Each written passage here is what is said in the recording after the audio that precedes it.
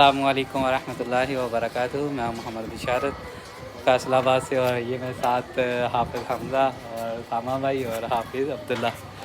آج ہم جمعے کی نماز ادا کرنے کے لیے جامعہ مسجد غوثیہ الثانیہ میں جا رہے ہیں، اور آپ کو وہ مسجد کا وزٹ بھی کروائیں گے اور خطاب بھی سنائیں گے شاہ صاحب کا۔ چلائیں چلتے ہیں اور آپ کو دکھاتے ہیں مسجد۔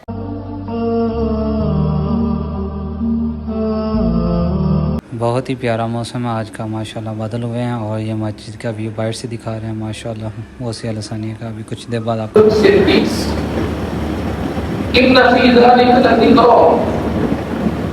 اللہ فرماتے ہیں بے شک یہ قرآن نصیحت ہے۔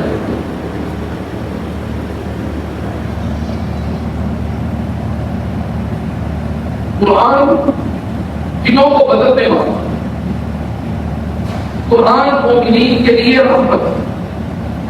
قرآن مومنین میری آپ کی سب کے گھروں میں قرآن موجود ہے، اور جس طرح میرے گھر میں ایک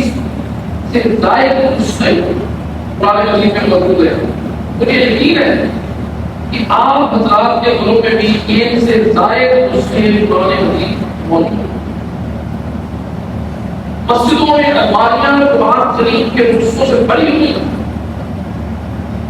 تقریریں بھی ہوتی ہیں، بیانات بھی ہوتے ہیں، بڑے بڑے سحر انگیز گفتگو جملے لوگوں پر سکتے طاری ہو جاتے ہیں، لیکن جب مجلس سے اٹھتے ہیں یوں لگتا ہے کہ جیسے دامن میں جتنے پھول سمائے تھے وہ سب دامن چھاڑ کے اٹھے، اور گھر جانے تک پھول تو کیا پھولوں کی مہک بھی پھول چکی ہوتی۔ اللہ تعالیٰ فرماتے ہیں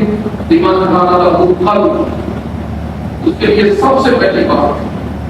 تمہارے سینے میں درد رکھنے والا دل چاہیے، جس دل میں اللہ رسول کا بصیرہ ہو۔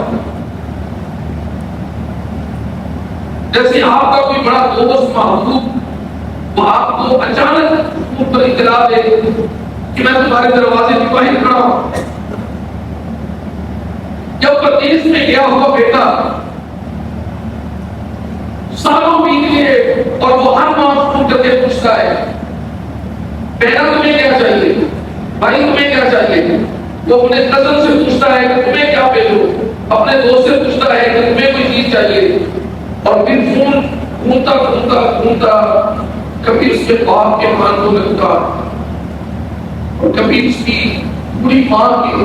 ترستی کتا کے کان کو لگتا ہے، وہ بڑی شوق سے اور بڑی محبت سے پوچھتا ہے امی جی تھوڑے لیے کی ماں؟ ماں آگے سے بڑی مشکل اپنے آنسوؤں